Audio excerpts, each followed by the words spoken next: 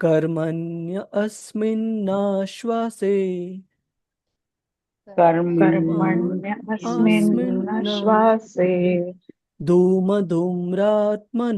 भवान् धूमधूम्रात्मनां भवान् आपाययति गोविन्द आपाययति गोविन्द पादपद्मासवं मधु। पादपद्मासवं मधु। हरे कृष्ण. कुणाला वाचायचंय का प्रभूजी मी माताजी? वाचू प्रभूजी, मी हरे वाचू कृष्ण. हा, चालेल. अलका माताजी. हरे कृष्ण. हरे कृष्ण प्रभूजी, दंडवत प्रणाम. दंड. आम्ही या सकाम कर्माचा यज्ञाचा नुकताच प्रारंभ केला आहे खरा, परंतु आमच्या कर्मातील अनेक उणीवांमुळे त्याची फलश्रुती काय निघणार आहे कोण जाणे. धुराने आमची शरीरे काळवंडलेली आहेत, परंतु भगवंतांच्या चरण कमळांचे अमृत मध तुम्ही आम्हाला वाटीत आहात आणि त्यामुळे वस्तुतः अतिशय संतुष्ट आहोत. तात्पर्य श्रील प्रभुपादजी द्वारा. श्रील प्रभुपादजी की जय. नैमिषारण्यातील ऋषींनी जो यज्ञीय अग्नी प्रज्वलित केला होता तो धुराने आणि संशयाने भरलेला होता, कारण त्यामध्ये पुष्कळच उणीवा राहिलेल्या होत्या. पहिली उणीव ही की सध्याच्या या कलियुगात अशा यज्ञासाठी जे तज्ञ ब्राह्मण हवे असतात ते मिळणेच आता दुर्घट झाले आहे, आणि अशा यज्ञात एखादी विसंगती वा उणीव राहिली तर त्या यज्ञाची सर्व शोभाच जाते आणि त्याचे फळ पावसावर अवलंबित शेतीप्रमाणे अनिश्चित असते. भातशेतीचे उत्तम फळ वेळच्या वेळी आवश्यक तितक्या पडणाऱ्या पावसावर अवलंबून असते, ते दैवाधीन असते. त्याप्रमाणे कलियुगातील कोणत्याही यज्ञाची सुसूत्र सांगता ही अनिश्चित असते. कलियुगातील अविचारी हावरट ब्राह्मण मात्र निर्धन निरपराध जनतेला फळांविषयी अनिश्चिती असलेल्या यज्ञांसाठी प्रवृत्त करतात. परंतु कलियुगामध्ये सर्वांनी मिळून सामुदायिक हरिनाम यज्ञ करणे याखेरीज दुसरा ज्ञान मात्र ते जनतेला सांगत नाहीत. या ठिकाणी सूत गोस्वामी साधूजनांच्या समुदायासमोर भगवंतांच्या दिव्य चरित्रांचे कथन करीत होते आणि अशा दिव्य श्रवणाची फलश्रुती ऋषी मंडळी प्रत्यक्ष अनुभवत होती. अन्न उदरात गेल्यावर त्याची आपणास जाणीव होते, तशी या कथा श्रवणाच्या फलश्रुतीची सुद्धा जाणीव होते, अनुभूती येते. याप्रमाणे आध्यात्मिक साक्षात्कार घडत असतो. नैमिषारण्यातील या ऋषींना यज्ञीय अग्नीच्या धुराचा त्रास होत होता आणि यज्ञाच्या परिणामासंबंधीही ते संशयी होते. परंतु सूत गोस्वामींसारख्या साक्षात्कारी व्यक्तीकडून श्रवण घडल्यामुळे त्यांचे पूर्ण समाधान झाले.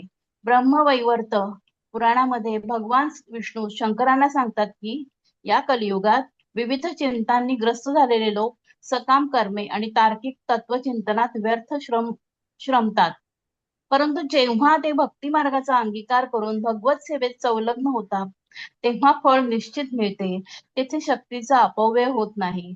दुसऱ्या शब्दात सांगायचे तर आत्मसाक्षात्कारासाठी अथवा व्यावहारिक लाभासाठी जे काही केले जाते ते भगवंताच्या भक्ती वाचून कधीच यशस्वी होत नाही. श्रील प्रभुपादजी की जय. हरे जय. कृष्ण प्रभूजी, दंडवत प्रणाम. हरे कृष्ण. धन्यवाद माताजी. हरे कृष्ण. तर इथे आपण पाहतो की कलियुगामध्ये जे साधारण यज्ञ आहेत, साधारण यज्ञाचा अर्थ काय, जे की अगोदरच्या युगांमध्ये रिकमेंडेडला आपण मराठीमध्ये काय म्हणतो प्रभूजीच माताजीच?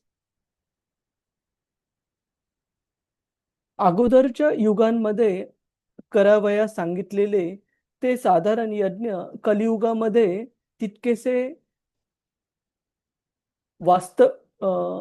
प्रॅक्टिकलला आपण मराठीमध्ये काय म्हणतो प्रभूजीच माताजीच? हरे कृष्ण. व्यावहारिक. हा, ते तितकेसे व्यावहारिक नाहीयेत. कशामुळे नाहीयेत मी तुम्हाला कारण पण सांगेल आणि एक उदाहरण पण सांगेल की कशी थोडीशी चूक झाली की जे फळ प्राप्त होतं ते वेगळंच काहीतरी फळ प्राप्त होतं, जर थोडीशी पण चूक झाली तर. सर्वात अगोदर जे अगोदरच्या काळांमध्ये जे शास्त्रात सांगितलेले जे यज्ञ आहेत ते कलियुगामध्ये त्याचे वेगवेगळे कारण सांगितले. त्याचं एक प्रमुख कारण म्हणजे यज्ञ करण्यासाठी जे तज्ञ ब्राह्मण प्रिस्ट आवश्यक आहेत ते त्या स्तराचे क्वालिफाईड पात्र ब्राह्मण कलियुगामध्ये सापडणं हे सोपं नाहीये. दुसरी गोष्ट, कलियुगामध्ये वेगवेगळ्या त्या अगोदरच्या काळातल्या यज्ञांसाठी लागणारी जी सामग्री आहे तेवढी मुबलक प्रमाणामध्ये उपलब्ध नाहीये. जसं मी नेहमी उदाहरण देतो की हे जे यज्ञ होते, जसं नैमिषारण्यामधल्या ऋषीमुनींनी जो यज्ञ सुरू करण्यासाठी घेतला होता, त्याचा सामान्य काळ पाहायला गेलं तर 1000 वर्ष चालणारा यज्ञ होता. विचार करा, 1000 वर्ष जर ते कुंड, अग्निकुंड व्यवस्थित अग्नी चालू ठेवायचा आहे, किती सारं तूप लागेल, किती सारं लोणी वगैरे लागेल त्याच्यामध्ये आहुतीसाठी. तर इथे छोटंसं आपण अमूल बटर घ्यायला गेलो तर इतकं छोटंसं 50 ग्रॅम, 100 ग्रॅम अशा याच्यामध्ये मिळतं ते. कशी घालणार यज्ञामध्ये आहुती इतक्या साऱ्या काळासाठी? तर यज्ञासाठी लागणारी जी सामग्री आहे ती शुद्ध प्रमाणात उपलब्ध नाहीये आणि तेवढ्या मुबलक प्रमाणामध्ये पण उपलब्ध नाहीये. हे दुसरं कारण आहे. आणि अजून बाकीचे कारण म्हणजे काही काही जे यज्ञ ज्याच्यामध्ये पशूंची पण आहुती काही यज्ञांमध्ये दिली जायची, जशी अश्वमेध यज्ञामध्ये, गोमेध यज्ञामध्ये. तर हे यज्ञ तर मुळीच अलाउड नाहीयेत, मुळीच परवानगी नाहीये कलियुगामध्ये असे यज्ञ करण्यासाठी. आणि आता आपण एक उदाहरण पाहू, की थोडंसं पण चूक जर झाली अशा यज्ञांच्या आहुतीमध्ये, मंत्रांमध्ये वगैरे, तर कसं जे फळ प्राप्त होतं, ते विरुद्ध पण प्राप्त होऊ शकतं. दुसरंच काहीतरी प्राप्त होऊ शकतं. आपण बघतो, की श्रीमद भागवतामध्येच कथा येते,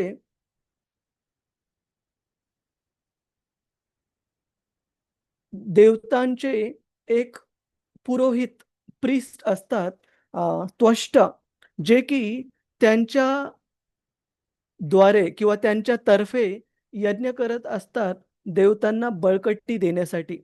परंतु त्वष्टांचं जे नातं असतं ते एका बाजूने तर देवतांचं असतं, आई-वडिलांच्या बाजूने एका बाजूने देवतांचं आणि दुसऱ्या बाजूने असुरांसोबत पण त्यांचे नातेसंबंध असतात. तर ते काय करत असतात, की यज्ञामध्ये एक आहुती देवतांच्या नावे देत असतात आणि मनामध्ये मंत्र म्हणून त्याच्यासोबतच एक आहुती देत असतात असुरांसाठी पण. तर हे ज्यावेळेस देवतांना कळतं, त्यावेळेस इंद्र खूप चिडतात आणि ते जे पुरोहित आहेत, त्यांना ठार केलं जातं. तर त्यांची जी आई असते, ती खूप, त्यांना दुःख होतं, की आपला मुलगा गेलेला आहे आणि त्या इंद्रानी केलेल्या ह्या अपराधाबद्दल, की जो ब्राह्मण, जो पुरोहित तुमच्यासाठी यज्ञ करत आहे, त्यालाच यज्ञकुंडाच्या तिथेच जर ठार करण्यात आलं, तर खूप खूप चुकीची गोष्ट आहे. अपराध आहे मोठा. तर त्या त्वेष्टांची आई काय करते, की आपल्या मुलाच्या मृत्यूला कारणीभूत असलेला हा इंद्र, त्याचा बदला घेण्यासाठी एक यज्ञ करायचं ठरवते. परंतु त्या यज्ञामध्ये काही विशिष्ट आहुती द्यावयाच्या असतात, काही विशिष्ट मंत्र म्हणावयाचे असतात. तर त्या मंत्रांपैकी एक मंत्र त्या यज्ञाचं प्रयोजन म्हणजे उद्देश काय आहे हे असतो. तर ती आहुती देताना इंद्र अरी या संस्कृत शब्दामध्ये उच्चार करताना एक म्हणजे आकार. आपण जसं संस्कृतमध्ये 2 शब्दांची संधी झाल्यानंतर आकार म्हणजे वास्तव आणि त्यात, तर आपण म्हणतो वास्तवात, हो ना? तर आकार, तर तो एक आकार हा दीर्घ स्वरूपात आल्यामुळे त्यांना असा मुलगा चिंतायचा होता, की जो इंद्राचा शत्रू असेल. तर तो एक आकार त्यांच्या उच्चारामध्ये जास्त झाल्याने त्यांना असा मुलगा प्राप्त झाला, ज्या मुलाचा इंद्र हे शत्रू असतील. तुम्ही म्हणाल, की फरक काय आहे? दोन्ही तर सारखंच तर आहे, पण फरक आहे. जो इंद्राचा शत्रू असेल, याचा अर्थ असा होता, की त्या शत्रूद्वारे इंद्राचा विनाश व्हावा, असं त्यांचं प्रयोजन होतं यज्ञ साफल्यास नेण्यासाठी, पूर्णत्वास नेण्यासाठी. परंतु त्याच्या ऐवजी त्यांना असा मुलगा प्राप्त झाला ज्याचा इंद्र हा शत्रू असेल. याचा अर्थ इंद्राकडून तो त्या मुलाचा मृत्यू होईल. तर आणि अशा यज्ञातून वृत्रासुरांचा जन्म झाला, जे की भगवंतांचे महान भक्त होते. परंतु त्यांचा जन्म आसुरिक कुळात झाल्यामुळे स्वाभाविकतः देवतांच्या विरुद्ध, इंद्राच्या विरुद्ध लढण्याचं त्यांचं कर्तव्य होतं. तर श्रीमद भागवत 6व्या स्कंदामध्ये सांगितलेलं आहे, की खूप मोठ्या प्रमाणामध्ये ही लढाई झाली इंद्र देवतांमध्ये आणि वृत्रासुर आणि असुरांमध्ये. आणि वृत्रासुर हा इतका शक्तिशाली होता, की इंद्र जे थंडरबोल्ट म्हणजे वज्र.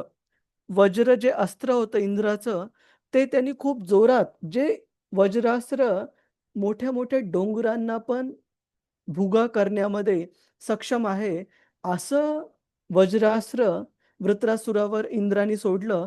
परंतु जसं की एक लहान मुलगा एक छोटीशी काडी आरामात हातात पकडू शकतो, तेवढ्या सहजतेने वृत्रासुराने ते वज्रास्त्र इंद्राचं पकडलं आणि पुन्हा इंद्रावर पलटवार केला त्याच अस्त्राचा उपयोग करून. आणि ते अस्त्र लागलं इंद्राचा जो हत्ती आहे, ऐरावत त्याला. आणि तो 3 ते 4 कोल्ह्यांच्या उड्या घेऊन मागे पडला आणि त्याच्या तोंडातून पण रक्ताची वगैरे उलटी झाली, त्या ऐरावत याच्या. आणि हे बघून इंद्र तर खाली पडलाच ऐरावताच्या, पण तो इतका घाबरला वृत्रासुराची अफाट शक्ती पाहून, की माझ्या सर्वात शक्तिशाली अशा वज्र अस्त्राला पण हा जुमानत नाहीये. आणि एखादा लहान मुलगा जसं एखादी काडी सहज पकडतो, तेवढ्या सहजतेने याने हे वज्रास्त्र पकडलेलं आहे. म्हणून इंद्र ते रणांगण सोडून पळून जात होता. परंतु वृत्रासुर यांनी त्या इंद्राला आठवण करून दिली, की "हे इंद्रा, तुला भगवंतांवर विश्वास पाहिजे." भगवंत विष्णूंनी स्वतः त्यांच्या आज्ञेनुसार अ, 1 मिनिट हां, दधीची ऋषींच्या हाडांपासून केलेलं अस्त्र तुला मिळालेलं आहे. आणि त्या वज्राने जर विष्णूंचा आशीर्वाद आहे, की या वज्राद्वारे माझा मृत्यू होईल, तर तुला पूर्ण विश्वास असायला पाहिजे आणि तू असा संशय घेणं बरोबर नाही, की आपण वृत्रासूर सोबत लढू शकू का नाही.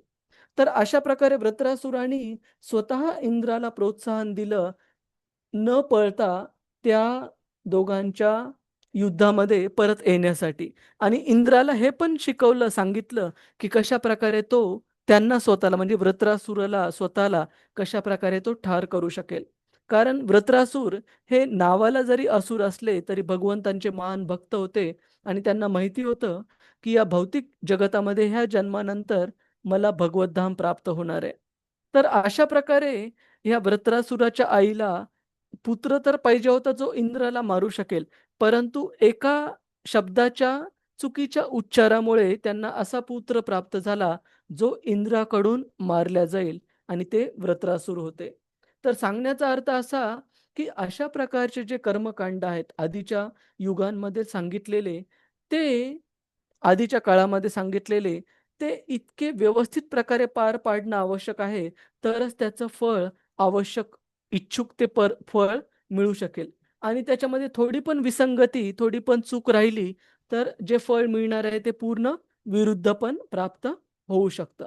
त्याच्यामुळे भागवत सांगतं, की अशा यज्ञावर आपण अवलंबून राहणं बरोबर नाही प्रभूजीज, माताजीज, या कलियुगामध्ये. कलियुगामध्ये अशा प्रकारचे यज्ञ करणं हे वास्तविकरित्या सोयीस्कर नाहीये. त्याच्यामुळे कोणता यज्ञ करायला पाहिजे? हरिनाम संकीर्तन यज्ञ. याच्यामध्ये चूक होण्याची काही शंका नाहीये, चूक होण्याची काही भीती नाहीये. का? श्री चैतन्य महाप्रभूंनी स्वतः सांगितलंय, "नामनाम अकारी बहुधा निज सर्व शक्तीस, तत्रार्पिता नियमिता स्मरणेन कालः. एतादृशी तव कृपा भगवन् ममापि दुर्दैवम ईदृशम इहाजनी नानुरागः." की नामनाम अकारी बहुधा निज सर्व शक्तीस तत्रार्पिता नियमिता स्मरणेन कालः.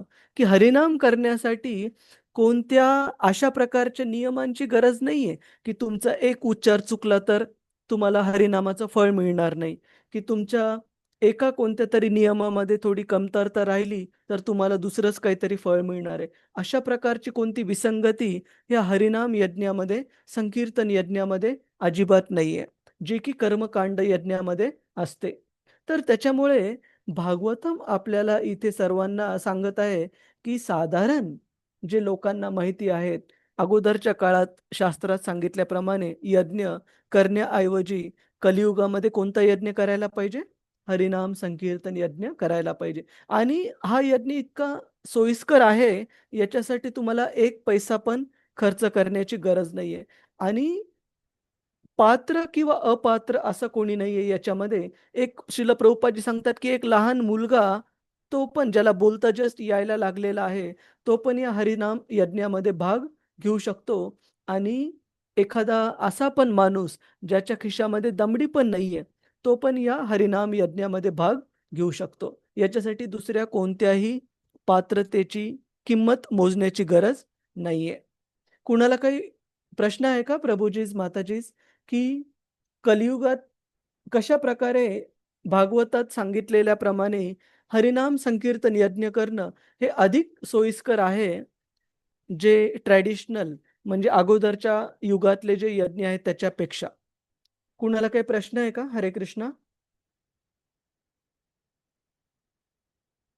ठीक आहे, आपण पुढे जाऊ. श्लोक क्रमांक 13 कृपया म्हणण्याचा प्रयत्न करा. तुलयामलवेनापि तुलयामलवेनापि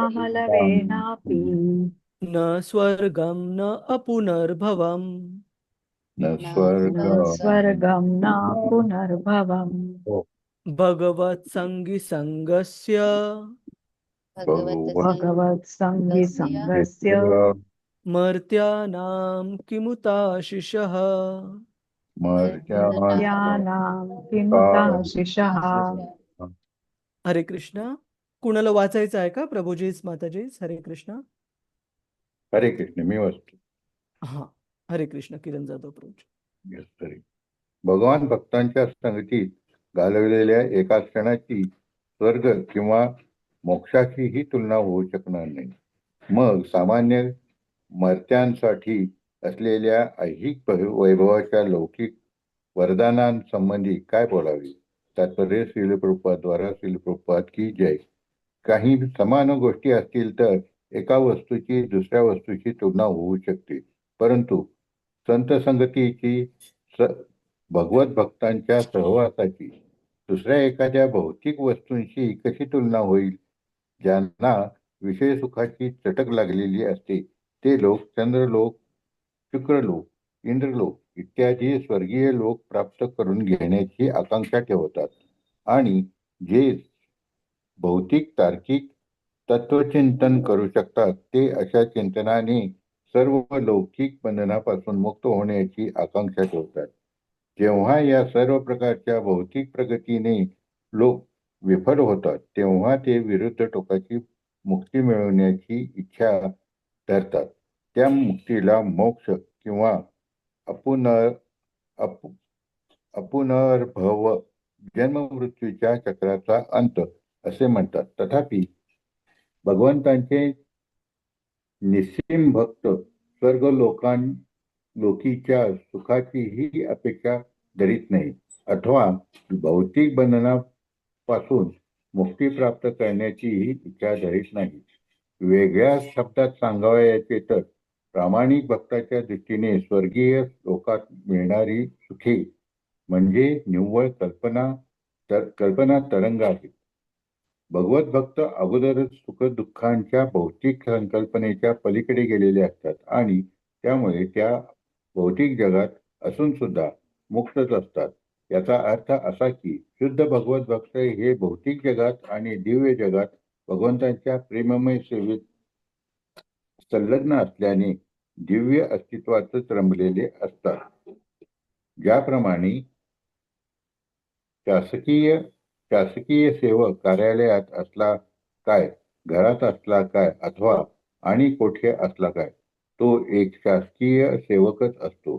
त्याप्रमाणे भगवत भक्तालाही या कोणत्याही लौकिक गोष्टीची काही देणे घेणे नसते, कारण तो भगवंतांच्या दिव्य सेवेमध्ये सर्वतः संलग्न असतो. त्याला लौकिक गोष्टींशी काही कर्तव्य नसते.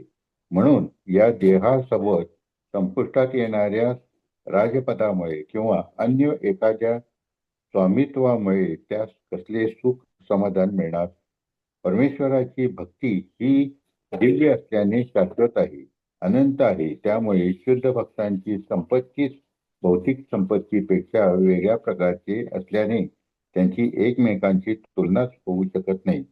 सूत गोस्वामी हे परमेश्वराचे निष्ठावंत भक्त होते आणि नैमिषारण्यातील ऋषींसोबतचा त्यांचा सहवास, सत्संग हाही विशेष अद्वितीय प्रकारचा होता. या लौकिक जगात जडभौतिक वाद्यांशी केलेली संगत निंदेस ठरते. भौतिक अत्यासक असे म्हटले जाते. अशी आसक्ती हे दुर्बळपणाचे लक्षण आहे, कारण अशा आसक्तीने चैतन्याचे व वैभवाचे वरदान दूर जाते. याच्या उलट आहे भगवत संखी तो संगी हा संगी तो सदैव भगवंतांच्या नाम गुण यश यांच्या संगतीत राहतो. अशी संगत इष्ट आहे, पूज्य आहे, प्रशंसनीय आहे. तसेच अशा संगतीला जीवनाचे सर्वोच्च लक्ष्य मानले गेले पाहिजे. हरे कृष्ण प्रभुजी. श्रील प्रभुपाद की जय. हरे कृष्ण. धन्यवाद प्रभूजी. श्रील प्रभुपाद की जय. तर इथे भौतिक लोकांच्या सोबतचा जो संघ आहे, ज्याला की योषित संघ म्हटलं जातं, आणि भगवंतांचे जे शुद्ध भक्त आहेत त्यांचा सहवास, ज्याला की भगवत संघ म्हटलं जातं, या दोघांची तुलना केलेली आहे. आणि भागवत आपल्याला सांगत आहे की या दोन्हीची तुलना होऊ शकत नाही. का? कारण एका भगवंतांच्या शुद्ध भक्ताचा एका क्षणासाठीचा पण जो संघ आहे, कितीतरी भौतिक जगातलं सर्व ऐश्वर्य, सर्व संपत्ती एकत्र केली तरी त्या एका क्षणाच्या भगवंतांच्या शुद्ध भक्ताच्या सोबतच्या सहवासाशी तुलना करणं शक्य होणार नाही. त्याबद्दल एक खूप सुंदर श्लोक येतो चैतन्य चरितामृत मध्ये, ज्याच्यामध्ये सांगितलं आहे की साधु संग सर्व शास्त्र कोय, लव मात्र साधू संग सर्व सिद्धी होय. की लव मात्र म्हणजे एका क्षणाचा पण खूप कमी प्रमाणामध्ये भाग, तेवढ्या क्षणासाठी जरी आपल्याला भगवंतांच्या शुद्ध भक्ताचा संग प्राप्त झाला तरी त्याच्यापासून जे फळ प्राप्त होतं ते अनंत फळ आपल्याला प्राप्त होऊ शकतं, जर आपण त्या संघाचा, सहवासाचा योग्य तो फायदा घेतला, म्हणजे भगवत भक्ती त्यांच्याकडून जर स्वीकारली तर. आणि याच्याबद्दल उदाहरणं पण आहेत आपले.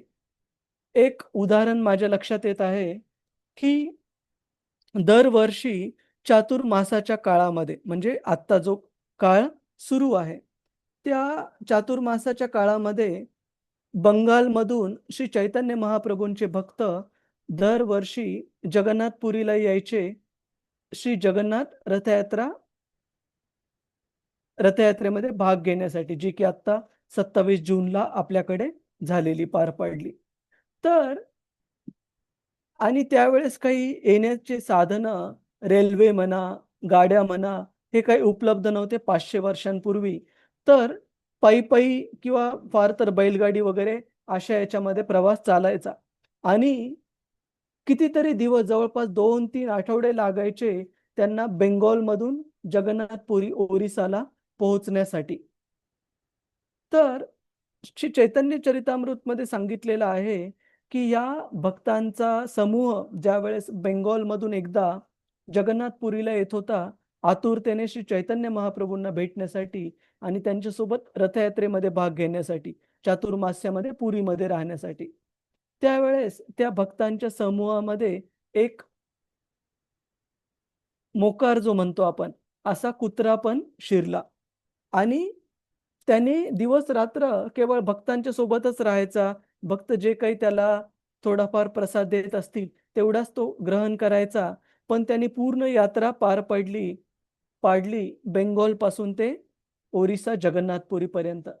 परंतु जगन्नाथपुरी येण्याच्या काही काळ अगोदर त्या भक्तांमधले एक जे प्रमुख भक्त होते श्रीवास ठाकूर, त्यांनी पाहिलं की अरे, हा जो कुत्रा इतके दिवस आपल्या सोबत चालत होता मोकळा, तो कुठे गेला अचानक? तो काही दिसतच नाहीये. आता तर आपण जगन्नाथपुरीमध्ये पोहोचणार आहोत. तर असं त्यांनी मनामध्ये विचार केला आणि बघतात तर काय, हे सर्व भक्त जगन्नाथपुरीमध्ये ज्यावेळेस गेले आणि श्री चैतन्य महाप्रभूंना ज्यावेळेस भेटले, तर हे भक्त जाण्याच्या अगोदरच तो कुत्रा श्री चैतन्य महाप्रभूंच्या जवळ होता आणि चैतन्य महाप्रभू मायेने त्याला आदान-प्रदान करत होते. त्यांनी त्याला काही प्रसाद पण खाण्यासाठी दिला आणि फक्त एक पात्रता होती त्या कुत्र्यामध्ये. कोणती पात्रता होती प्रभूजीच, माताजीच? कोण सांगेल? आत्ता सांगितलेल्या कथेप्रमाणे काय पात्रता प्राप्त झाली होती त्याला? या श्लोकात भक्ताचा संघ प्रभूजी. भक्ताचा संघ प्राप्त झाला होता आणि चैतन्य चरितामृत हे पण सांगतं की तो कुत्रा इतके दिवस भक्तांच्या सोबत चालत आल्यामुळे भक्तांना पण प्रिय झाला होता. विशेषतः श्रीवास ठाकूर यांना, जे की त्या भक्तांच्या गटाचं नेतृत्व करत होते.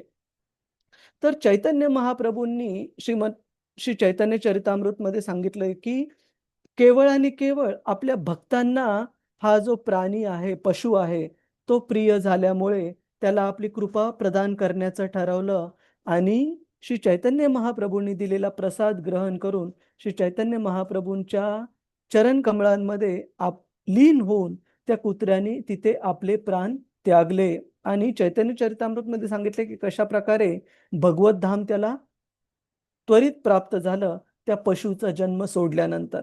तर सांगण्याची गोष्ट अशी की किती काळापुरता संघ प्राप्त झाला? खूप कमी काळापुरता. काही दिवस चालला तो बरोबर, परंतु तो सहवास पण कशा प्रकारचा होता की तो कुत्रा, तो जीव एका पशुच्या रूपामध्ये होता आणि भगवंतांचे जे भक्त होते ते मार्गक्रमण करत होते पुरीला पोहोचण्यासाठी. तरी पण या पशुच्या जन्मातून त्याला सर्वोच्च गती प्राप्त झाली. तर अशा प्रकारे सांगितलंय की जे भौतिकवादी लोकांचा जो संघ आहे तो आपल्याला कधीही खाली नेतो. खाली म्हणजे कुठे? की अधोगतीकडे नेतो.